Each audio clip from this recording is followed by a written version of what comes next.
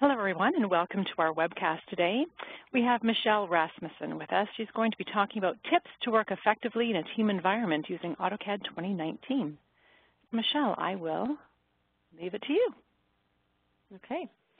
Well, now is the time that everyone is really getting into collaboration. Rather than having one person be that silo of information, we are collaborating a lot more in a team environment. But when we do that, problems crop up. And so I want to talk a little bit today about some of the newer collaboration tools in AutoCAD 2019 and how to really take advantage of those to help your team collaborate in the most effective way.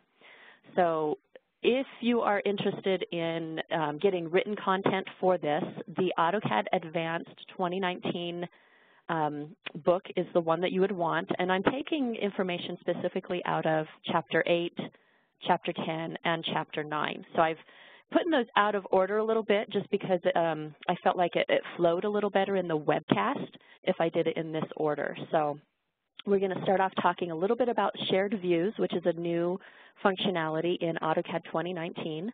We're going to also talk about saving to the web and mobile devices, and we'll actually take a look at a mobile device and how to take advantage of the information out there. And then we're going to compare some drawings, and so we'll talk a little bit about why we would use that compare drawing option. So let's start off with shared views. First off, shared views are a great alternative to printing PDFs or DWF files.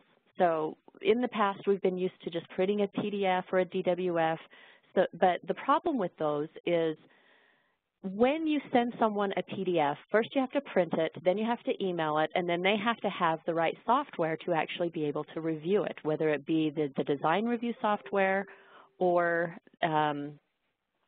the Adobe Reader. And so by using a shared view, anybody that has connection to the internet can actually see these shared views in the cloud. And so you'll access it whether it be on your desktop or a mobile device. As long as you have internet access, you'll be able to see those shared views. When you're sharing the views, you're going to be able to name the views. So this can be the name of the project. It can be, this is the 30% submittal. Wherever you are in that process, you're going to define that view name, and it's going to save it out to the cloud. So you're not taking up your own computer resources. You're not going to have to store this on a server that everyone's going to have to access your server. You can actually send this out to the public. You can send it to whatever governing agency that is going to be approving it. You can send it out to your stakeholders that are over the project. Whoever you need to send it to, you'll go ahead and be able to send that link to them, and then they'll be able to view that in their browser. Now, when you're creating that view, you can create it so that it shows just the model view, or you can actually tell it to send all of the layout views as well. So if you've got all of your sheets set up, you can send all of those sheets as well as the model view all at once, and they can go in and look at those. So also you can tell it you only want 2D views, or and you can tell it you want it to be able to show properties. So once you actually share that out, those views out, you'll be opening it up, or whoever you've sent the link to will be opening it up in the Autodesk viewer. This is just an internet browser. It's going to open them up to a specific page, and there's going to be certain areas that you'll want to understand. So the first area is the palette bar. And so that palette bar right up at the top, so I'm considering this whole area the palette bar, it has different things that you can take advantage of. So if you have added comments, you can click on the comments option. You can print that shared view. You can take a quick screenshot. If someone just wants to screenshot it, make a quick note in a software they're already familiar with, no problem. They can do that, and then they can share the link as well. The key here is you do have to be signed in. So the first thing you need to do is make sure that they have an Autodesk account. So it doesn't mean they have to have Autodesk software. They just need to have an Autodesk A360 account. So they go in, they sign up for an account. You can get a free account, no problem. And if you already have Autodesk software, it's the same login information you would use to access your subscription or to access your A360. Now the palettes specifically that I use the most would be the views. This is where you're going to be able to see what printed from those views. There's my model view, and then here are all my layouts down below. So any layouts that I have set up in that drawing, it'll go ahead and show them here. Sorry, my throat is getting dry. Okay, the next one is my layers. So here are my layers. I can actually go in and click the eyeball to turn layers on or off. If I select the layer name, it will isolate that layer. And when I want to turn all of them back on or off, I can click the layers eyeball at the top to basically turn those layers all on or all off. You can also take a look at the properties. So the properties is actually going to allow you to select an item in the model, and then it will tell you what layer it's on, what line type, and you know, just a few other general properties. You can actually click this to expand it out and see other properties. You also have a bar right over here that allows you to drag that bar down and see more properties that are just hidden at the moment. And then you also have settings. So those are some key things to understand. You know, that palette is going to turn these boxes on or off, and you'll be able to see your model a little better when you turn off the properties and the layers and stuff like that. Now, the other area that you need to be aware of is this is the active view. It's just like AutoCAD where you have the model view, right, your main window. And then you have your toolbar at the bottom. And so we're going to talk a little bit more about this toolbar. This toolbar is great because you can, you know, do some zooming and panning. You can measure the model, so you can get accurate measurements, and you can mark up that model, whether you want to add a revision cloud somewhere or some text or arrows or draw in your model just like I'm drawing on my screen right now. It's not a problem. So here is just a look at those tools a little bit closer. You know, the home key actually returns you to a default view. Fit will go to the further extents of the model, like a zoom extents. Pan is pretty self-explanatory. Zoom is pretty self-explanatory. When you click the Measure toolbar, the Measure toolbar will open up above this toolbar and allow you to do some measurements. However, when you click the Markup tool, the Markup toolbar will replace this toolbar. The reason it does that is you need to understand that when you do a markup, you have to save those markups or cancel out of them to get rid of them altogether. So that's why it replaces that, so that you don't forget to save those markups before moving on to the next part of whatever you're doing, okay? Now, when it comes to measuring, you can see here I've got the Measure tool selected, and it's brought up the Measure tools. I can measure distances, angles, areas, and the really nice thing here is I can actually calibrate this. So let's say you're doing a quick sketch and someone has created a view and said, okay, this is the, you know, the general overall idea of what I'm looking at. It's in pretty good proportion, but when you measure a distance in here, maybe this distance doesn't measure what you wanted it to be. And so you can actually tell it you want to calibrate this, and you can say, well, this measurement right here should actually be 20 feet or 10 meters or whatever units you want to set that to. And then you'll set the calibration, and what it'll do is it'll adjust all the other measurements in proportion to that measurement. So it's a really nice feature, especially when you're doing the, you know, sharing views for preliminary design or pre-construction stuff. Okay. All right, so markups, when you choose to do markups, they must be saved in order for the original toolbar to reappear. And the pencil is just like the freeform pencil that I'm using now. You can go in and circle things. You can, you know, manually write text in here. You can add arrows to it. whatever you want to do. When you add text, you can actually set 3 different text types, so I'll show you that in a little bit. You can change your markup colors. Let's say you're sending this to someone who can't see the color red.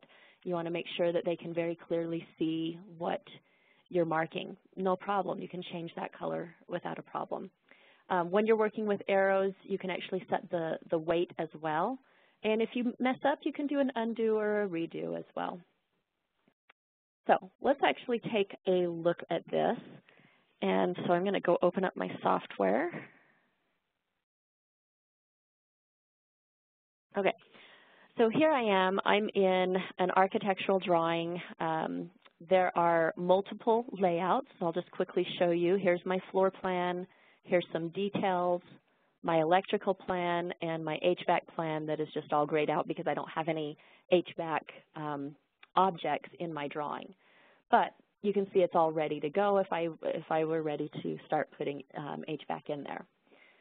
So I'm just going to go back over to the Model tab. I could have done this from any tab. It's not a problem. And where I'm going to go to save that view is I'm going to go up to the Calibrate tab. And in the Share panel, I'll click Shared Views. This is going to bring up my Shared Views palette. And from here, I can go ahead and share a view. I'll just click New Shared View. And I'll name it. So that looks like a pretty decent name. And I can decide if I'm going to just do the current view only or if I want all my layouts. I'll do all of them today. And this is a 2D drawing, so it's not a problem if I just leave it selected to create 2D views only. However, make sure you understand if you have a 3D model, which is the ideal situation, you want to make sure you uncheck that, okay? So now I'll just click Share. And you can see it's telling me this is going to process in the background. And that's really nice because I can continue working on my model. And when it's ready, it will actually show a balloon down here. And you can see this little icon. It says it's publishing to a shared view. And when it's done, it will show a balloon that actually tells me that it's done with a link to that model. So when I get that model done, I can look at it on the shared view palette. So you can see here I have another shared view from my bank layout and collaboration. I can visit the Autodesk viewer by clicking on this little option up here, but here we go. This is what I was waiting for. Here it says my shared view is complete, and I'm ready to view it in my browser. So I'm just going to click that link. It's going to bring me over to my internet browser, whatever my internet browser is. I prefer Chrome, so that's why it brought up Chrome for me. And you can see I have my model in there. I have my sheets. There's my first floor, my detailed plan, HVAC, and so on. Now, if I want to isolate some layers, maybe I don't want to see the electrical layer turned on.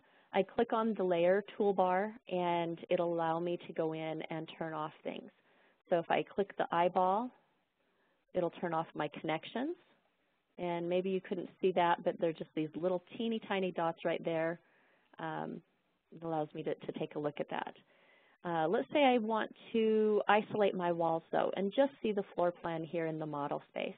So if I click on the walls layer, it's isolated that layer, and you can see I don't have my interior walls. Well, I can turn that back on just by clicking the light bulb. So it's that easy to go in and turn things on and off. If I want all of them on, I can just click the eyeball at the top twice so that it will turn everything off and then turn everything back on. A lot easier than going through and clicking on each and every layer to turn it back on, right? So it's that easy to work with your layers in here. If I want to take a look at the properties of something, so I want to find out what this little object is. I've just turned on my properties palette, and now I'll go in the model and click on something, and it'll tell me exactly what that is. It's on layer 0. That's because it looks like it's either an XREF file or it's a block, one of the two. And so that block or XREF is on layer 0. But I can scroll down and it'll show me more information. Is it annotative? Is, you know, what's the scale? And it knows according to, you know, basically what to use, what properties to show according to what it is. So if I click on properties again, and this time I click on one of my doors, you'll see different options that might be available. Again, that's a block, so you know it's showing me something different. When I click the escape key one time, it deselects whatever I had selected, and then I can click on something else to see it. So that's how easy it is to work with your properties. Now the settings, when I go to settings, this is one area that I would probably want to go in and work with immediately, because on the navigation tab, I can reverse the mouse zoom direction. Now, right now, I'm used to scrolling my mouse forward to be able to zoom in, and scrolling it out, or you know, basically moving the wheel towards me to zoom out. It's opposite at the moment, so if I wanted to go back into my settings under navigation, I can reverse that, and then it's more in line with what I'm used to using in AutoCAD. So it's one way to make things work the way you want it to work. You could have also changed your sheet color if you're used to seeing everything black instead of white. I can go in and tell it to make that black instead of white. So it's back to what I'm used to seeing in AutoCAD. So I'm just going to restore my defaults here and call that good. Now, if I am zoomed in quite a bit and I want to be able to just go back out and see the whole thing, if I click Fit, it zooms to the extent of the model. Same thing if I hit the Home button up at the top or Home button on the bottom here, it'll go back to that default view, whatever view it was in when I created that view. Zoom is pretty self-explanatory. If I click Zoom, you know, just clicking and moving the mouse does that zoom in and out, just like my mouse wheel would do. But I'm ready to go in and do some measuring. So I'm going to click on Measure, and you can see my Measure toolbar ended up at the top, and I can still zoom in and out when I'm measuring, which is nice. Let's say I want to just come in here and click the area. Oh, there we go. You'll notice as soon as I get close enough to the model, it automatically gives me some object snaps. So these are really nice because I can make sure that I get an accurate measurement. Now I'm just going to do a quick area. So I'm just left-clicking on each of the corners. It's just like doing an area in AutoCAD, not too much different. And for some reason it won't go to that corner, so we're just going to get close, I guess. Okay, for some reason that won't go there. There we go. Close enough. All right, and then I'll just go over here and double-click, and here is my area. Now, this gave it to me in square meters, but I want to work in feet and inches.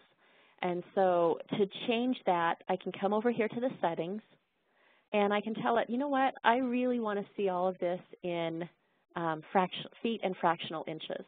And I can set, you know, what level of precision I want to see. If 1/4 of an inch is close enough, okay, no problem. I go to 1/4 of an inch. 1/8 of an inch might be good, so I can go to that. So that's one way to actually change that. Now, notice there's not an X on my settings. It's not a problem. I can just click Settings, and it will go on or off, whichever I need to do. Now, if I bring it up, I can just click it to turn it off. But I'm ready to do a distance measurement. Now, distance measurements, you're just going to click, just like you would a dimension, and then, you know, making sure you use your O snaps if you need to, and then click again. This is, whoops, I didn't click. There we go. Now, that's about 43 feet, and maybe I need that room to be 50 feet. It's not a problem. I can go in and do a Calibrate and pick that same measurement, and this time it's allowing me to set that measurement. So I just type in define the size, basically, set the unit type, and hit Calibrate. Next time I go in and calculate, or to basically look at that, you'll see that it's exactly 50 feet.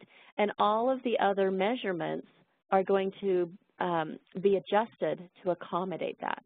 So if I went back in and I did another area, picking the exact same points as before, you might notice that my area is slightly different. Okay? So it's that easy to go in and do your calibrations. But when I'm ready to mark this up, so I can hit Escape and it will basically get rid of those measurements. If I wanted to share that with someone, by the way, to show someone what the measurements should have been, whoops, looks like I've gone over a little too far. I could take a screenshot of that, and it just records that, and then someone else can download it and take a look at it. But I'm ready to start marking this up. I need to let people know that, right over here, I need this to be a family bathroom, and it doesn't have any stalls or anything in it, so I need to actually add that. So I'm going to go do a markup, and you'll notice that that original toolbar has disappeared. It's replaced with the Markup Toolbar. So I can come in here and, to say, let's take this, and notice once it's drawn, I can move it around. I can hit the delete key to get rid of it. I can do a cloud, and the cloud acts just like a rectangle. So I can grab it, move it. I can add my text. When I click on text, I can set the size right here, and there's 3 different sizes. It automatically goes to the medium size. I'm going to go to small size, and I'll just pick a point out here and tell it to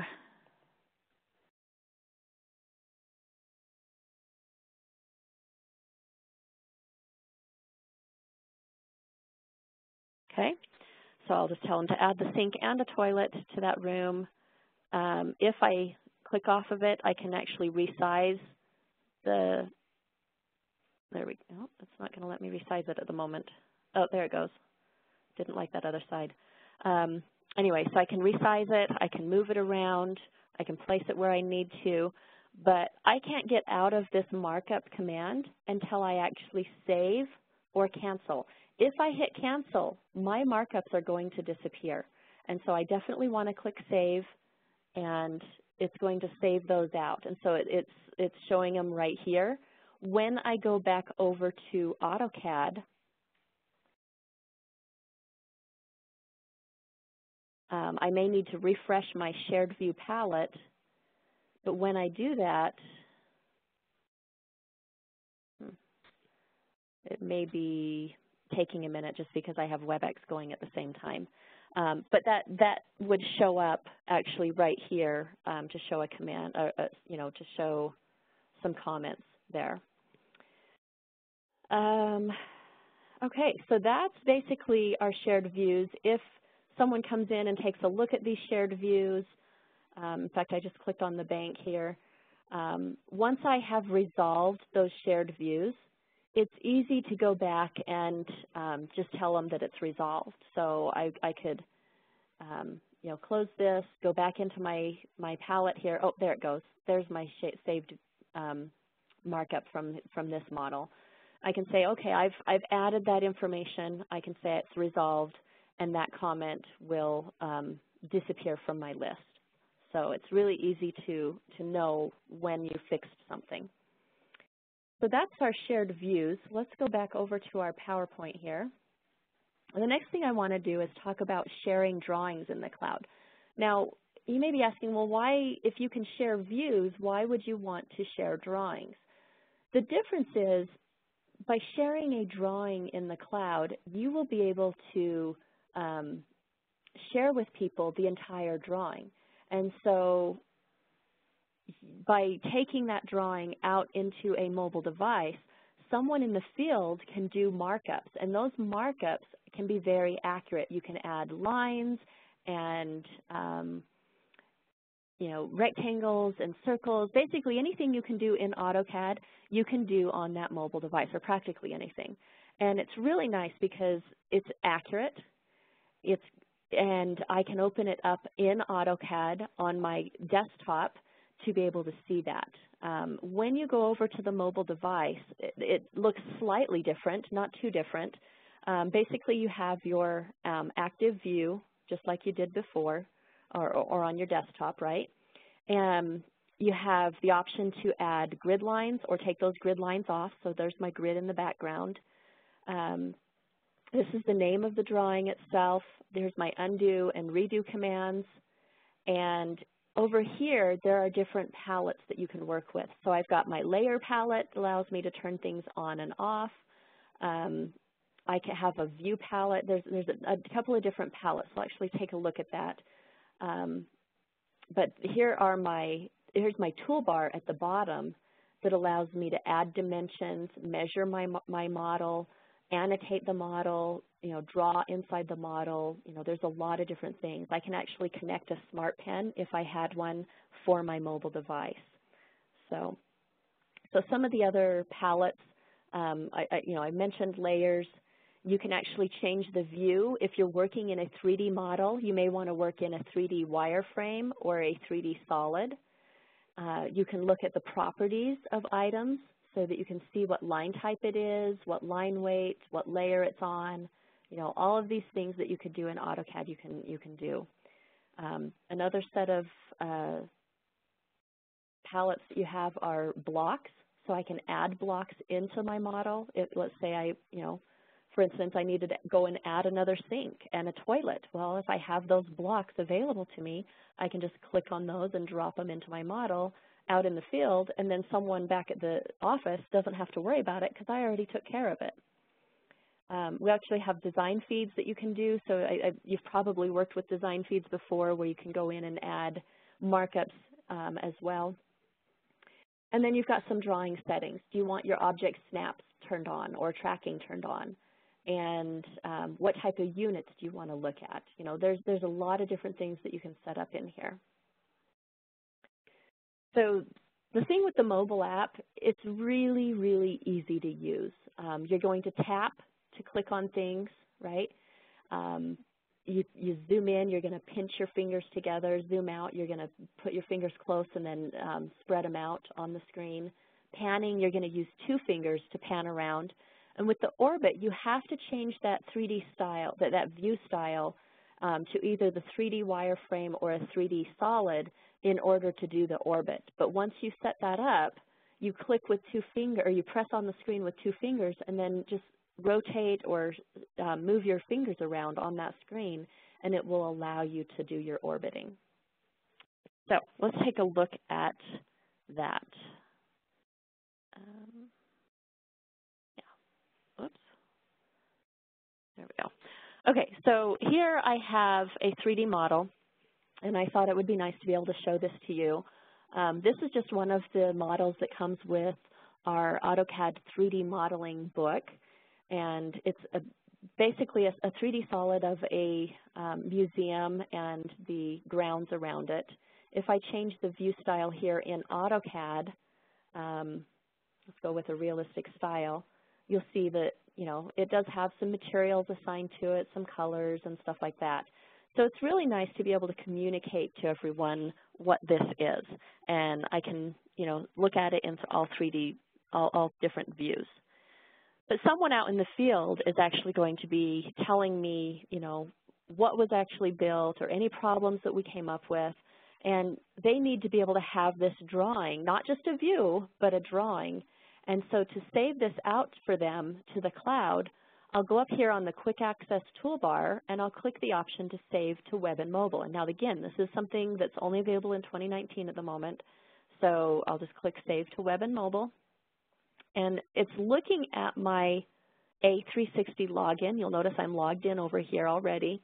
And here are a few of the different models I already have out in the cloud. And so I'm going to call this my Museum Perspectives. I'm keeping it the same name to make it easy for me to remember what it came from. I'll click Save, and now it's out there. It's ready to go.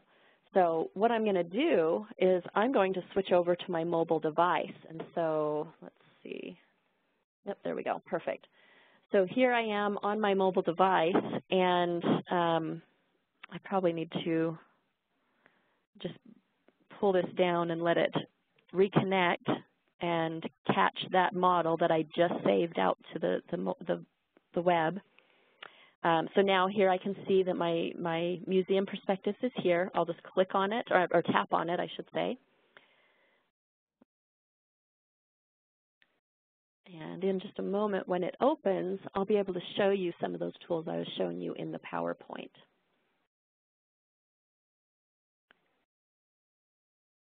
There we go, almost 100% there.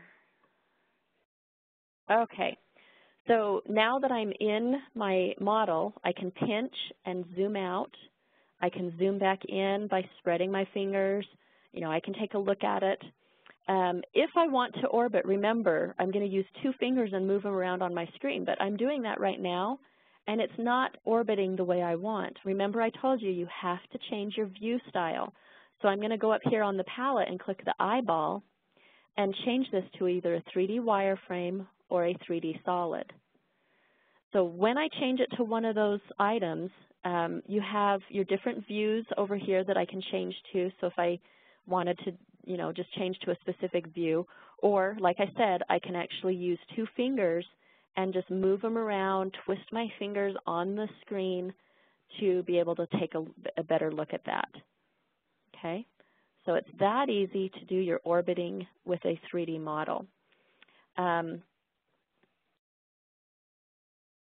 back to my layers, if I wanted to turn the building off, I could turn that building layer off. If I click the down arrow, you can see that I can set that layer current. I can lock it so nobody can play with it. I can rename it, or I can delete that layer altogether. So you want to be careful, because if you'll notice, up in the right corner, it's saying all changes saved. Anything that you do in your mobile app, it's going to save it automatically to that drawing, okay? Now I want to be clear on what we're saving. We're saving this to the cloud.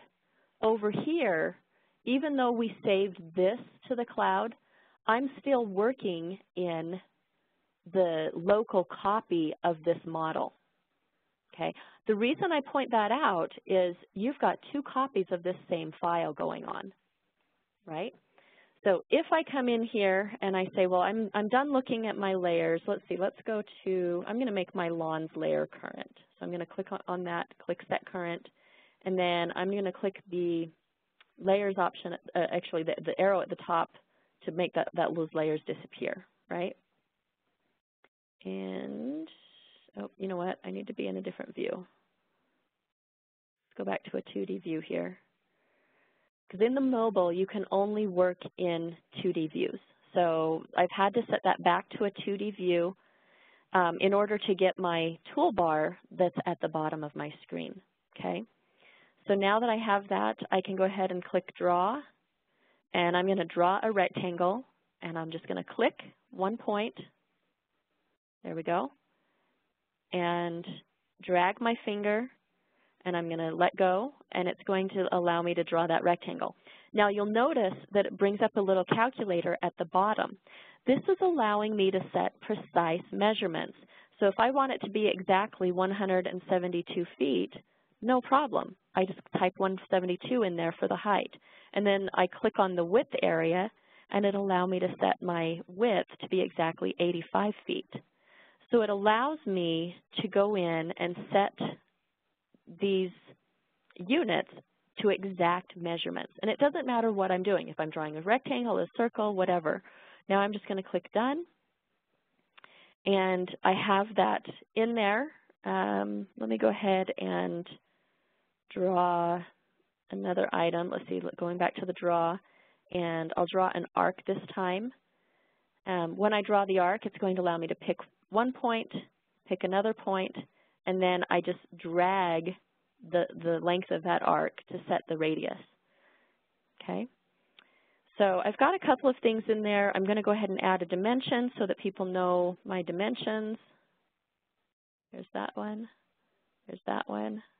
and there we go. So there's my dimension. I'm going to do another one really quick, pick that point, And you'll notice that it is snapping to these lines, which is great. Makes it a lot easier to make sure I get things done correctly. And that looks pretty good. So I'm pretty happy with the changes I've made. Notice it's still saying at the top, all changes are saved. So if I click that X, you would expect, oops, I don't know why it does that extra window.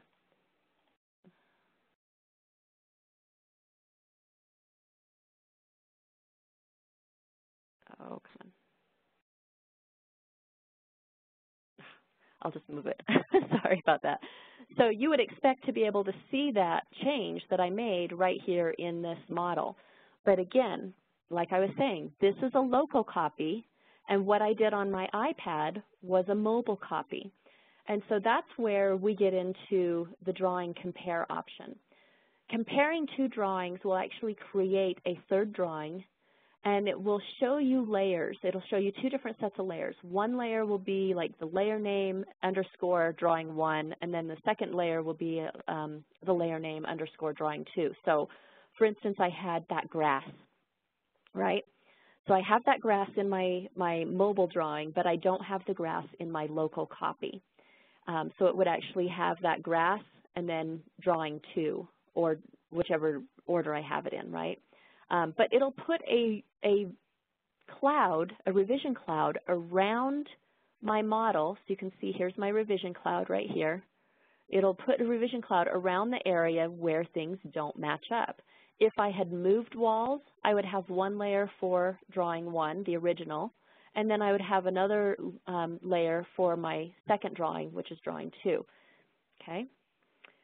So that's really nice because it very clearly indicates exactly where you have things that don't match up. This is where collaborating in a team can get really sketchy, but having that compare drawings command allows you to quickly see where someone else has worked on it, and you can quickly add those items. So I'm going to go back over to the software and go back into my museum perspective here.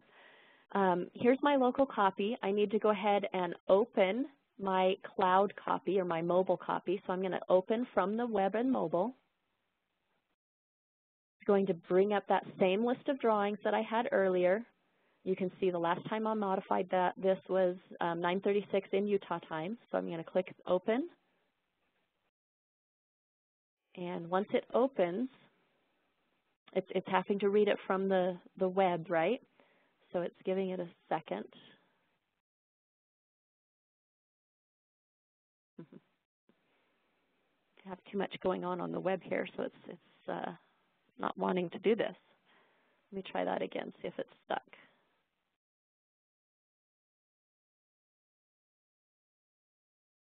Oh, you know what? Hold on. Let me close this copy without making changes. And like it doesn't want to have two of the same drawing open at the same time. Sorry. But I want to open it from the web because it's easier to open from the web and then compare something local. So I'm going to open up that, click open. Now it's opening. That looks better. There we go. Okay. So you can see very clearly here are the changes I made in the web, right? When I'm ready to compare my local copy to that web file, I'll go to the Calibrate tab, and on the Compare panel, I'll click DWG Compare. Drawing 1 will be my mobile copy, because that's the one I have open. And Drawing 2, I'll just go ahead and click the ellipsis to go out and find it.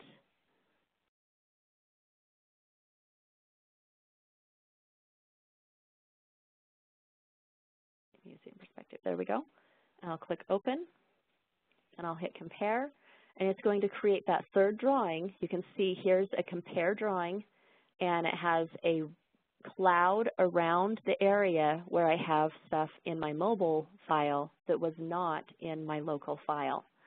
So those are great ways to collaborate with people, whether they are out in the field using the mobile app, or if they don't have AutoCAD or any kind of AutoCAD products at all, they can use the browser to go in and do your markups and measurements and everything, to be able to communicate exactly what changes need to happen and have it done in an accurate manner.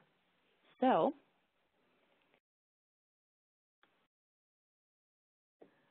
again, the information that I've shown you today is out of our AutoCAD Advanced 2019 book, and so you can get that in many different forms. You can get it in a printed book, video and enhanced book. You can buy e-learning bundles that will actually bundle multiple books together. Let's say you needed to learn AutoCAD Fundamentals and Advanced. You can get both of those together with video enhancements or without. You can, if you are an instructor, our new instructor guides are awesome because the answers to all of our end of chapter questions are right there in the instructor guide, and they're on the same page as in the student guide, so it's really nice. And then you have digital licenses that are also available. So if you have questions or feedback that you want to give us, you can always call us or send feedback to feedback@ascented.com. But what I'd like to do at this time is go ahead and open it up for questions and answers.